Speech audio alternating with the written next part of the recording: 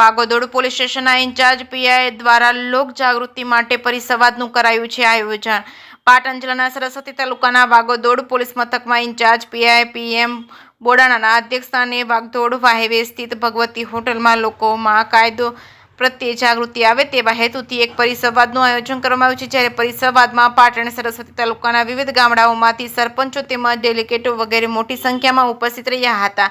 PM બોડાણાના અધ્યક્ષસ્થાને વાગોદોડ highway સ્થિત આવેલી ભગવતી હોટલમાં આયોજિત પરિસંવાદમાં વિવિધ ગામડાઓના નાના મોટા બનતા બનાવોનું સુખદ સત્વરે નિરાકરણ આવે તેમજ સાયબર ક્રાઇમને લગતા ફ્રોડના ગુના બનતા હોય જે બાબતે લોકોને માહિતગાર કરવામાં આવ્યા હતા।